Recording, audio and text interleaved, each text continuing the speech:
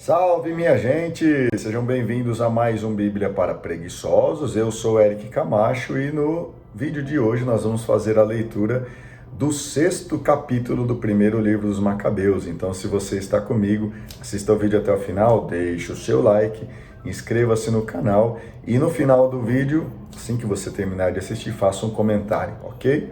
Vamos lá. Primeiro livro dos Macabeus, capítulo 6. Enquanto percorria as províncias superiores, soube o rei Antíoco que na Pérsia, em Elimaida, havia uma cidade famosa por suas riquezas, sua prata e seu ouro. Seu templo extremamente rico possuía véus de ouro, escudos, couraças e armas, abandonadas ali por Alexandre, filho de Filipe, rei da Macedônia, que foi o primeiro a reinar sobre a Grécia. Dirigiu-se ele para essa cidade com a finalidade de tomá-la e pilhá-la, mas foi em vão, porque os habitantes haviam sido prevenidos. Eles se aprontaram para lhe resistir, e ele teve que voltar de lá para alcançar Babilônia com grande humilhação. E eis que na Pérsia um mensageiro veio dizer que as tropas enviadas à Judéia tinham sido derrotadas, e que Lísias, tendo partido a princípio com um poderoso exército, havia fugido na presença dos judeus, os quais haviam aumentado e ainda suas forças com armas e tropas, e se tinham enriquecido com todo o material raptado de seus campos devastados. Eles tinham também destruído a abominação edificada por ele sobre o altar em Jerusalém, e haviam cercado o templo com altas muralhas, como outrora, assim como a cidade de Betsur.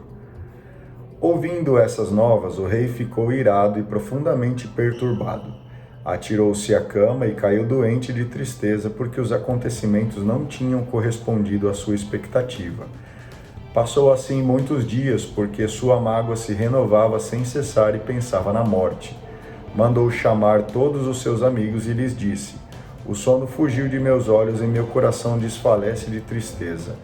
Eu repito para mim mesmo: em que aflição fui eu cair, e a que desolação fui eu reduzido até o presente? Eu, que era bom e querido no tempo do meu poder. Mas agora me lembro dos males que causei em Jerusalém, de todos os objetos de ouro e de prata que saqueei, e de todos os habitantes de Judá que exterminei sem motivo. Reconheço que foi por causa disso que todos esses males me fulminaram, e agora morro de tristeza numa terra estrangeira." Chamou Felipe, um de seus amigos, e constituiu-o regente de todo o reino. Entregou-lhe seu diadema, seu manto e seu anel, com a responsabilidade de guiar seu filho Antíoco e de educá-lo para a sua realeza. O rei Antíoco morreu ali no ano 149. Por sua vez, apenas soube Lísias que o rei tinha morrido. Elevou ao trono seu filho Antíoco, a quem havia educado desde a infância, e deu-lhe o nome de Eupátor. Nesse interim, os ocupantes da fortaleza importunavam os judeus que se dirigiam ao templo, procuravam constantemente causar-lhes dano para apoiar os gentios. Judas resolveu arrancar-lhes das mãos a fortaleza e convocou todo o povo para sitiá-los. Reuniram-se, portanto, para começar o cerco no ano 150 e construíram balistas e máquinas de guerra. Mas alguns dos sitiados, aos quais se juntaram alguns israelitas perversos, fugiram e correram ao rei para lhe dizer: "Até quando deixarás de fazer justiça e vingar nossos irmãos? Julgamos bom servir a teu pai, obedecer suas ordens e seguir suas leis. E os filhos de nosso povo se afastaram de nós como dos estrangeiros. Eles cercam a fortaleza, mal capturam um dos nossos, matam-no e pilham os nossos bens. E não é somente sobre nós que eles estendem a mão, mas ainda contra os povos vizinhos. Eis que hoje eles se empossaram da fortaleza para serem senhores do templo e da cidade, e fortificaram Betsur. Se tu não os prevenires, farão ainda piores males, e tu não poderás mais detê-los." A essas palavras o rei se encolerizou, convocou todos os seus amigos e generais de seus exércitos e os chefes de sua cavalaria. E ajuntaram-se a ele outros reinos e ilhas marítimas, tropas de mercenários.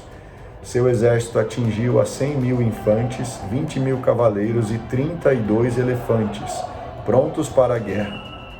Atravessaram eles a Idumeia e acamparam diante de Betsur, onde combateram por muito tempo.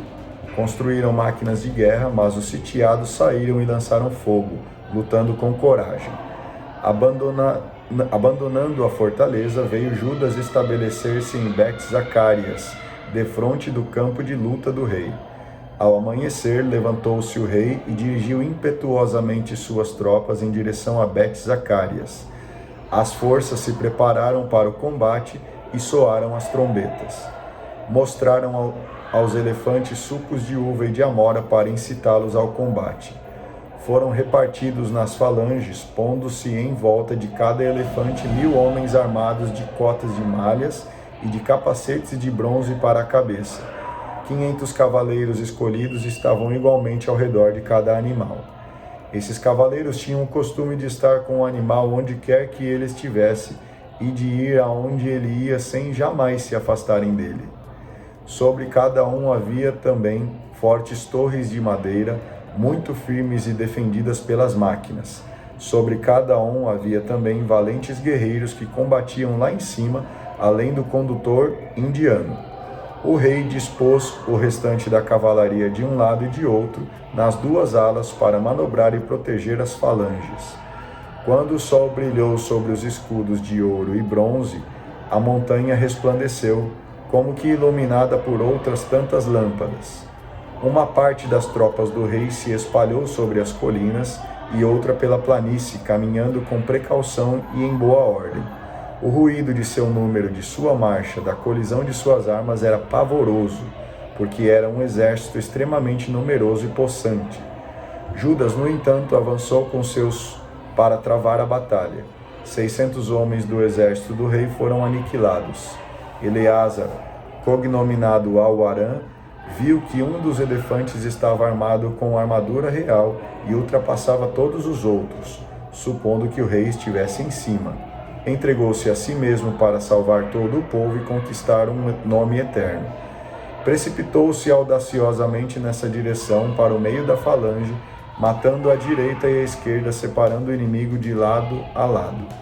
Conseguiu chegar até o elefante e, tomando posição abaixo dele, matou-o. O animal rolou sobre Eleazar, que ali morreu. No entanto, averiguando o poder do exército real e a impetuosidade de suas tropas, retiraram-se os judeus. Mas os soldados do rei subiram-lhe ao encontro até Jerusalém, dirigindo-se então o rei à Judéia e ao monte Sião. Fez um acordo de paz com os habitantes de Betsur, porquanto estes saíram da cidade, porque já não tinham víveres para continuar ali, pois era o ano sabático. Assim, o rei apoderou-se da cidade e pôs nela uma guarnição. Por muitos dias cercou a cidade santa, construiu máquinas de guerra, guindastes para lançar fogo e pedras, escorpiões para lançar flechas e fundas. De seu lado, os sitiados construíram também máquinas para se oporem a seus inimigos e combaterem por muito tempo. Todavia, faltavam víveres nos celeiros, por ser o 7º ano, e todos os que se achavam refugiados na Judéia, para fugir dos gentios, tinham esgotado o resto da reserva. Restavam, afinal, poucos homens para a defesa do templo, atingidos como estavam pela fome e por dispersarem-se cada um para sua casa. Filipe, que antes de morrer, o rei Antíoco tinha designado para educar seu filho Antíoco para a realeza, tinha chegado da Pérsia e da Média com o exército do rei e procurava apoderar-se do governo. Soube-o Lísias e apressou a partida, dizendo ao rei, aos oficiais e aos homens: estamos nos enfraquecendo aqui dia após dia. Temos poucos víveres e o lugar que sitiamos é forte, enquanto nos devemos ocupar com os negócios do reino. Estendamos a mão a esses homens e façamos a paz com eles e com toda a sua raça. Deixemo-los viver como outrora segundo as suas próprias leis, porque foi por causa dessas leis que abolimos que eles se revoltaram e fizeram tudo isso. Essa proposta agradou ao rei e aos generais. Enviou, pois, alguém para tratar da paz com os sitiados, que a aceitaram.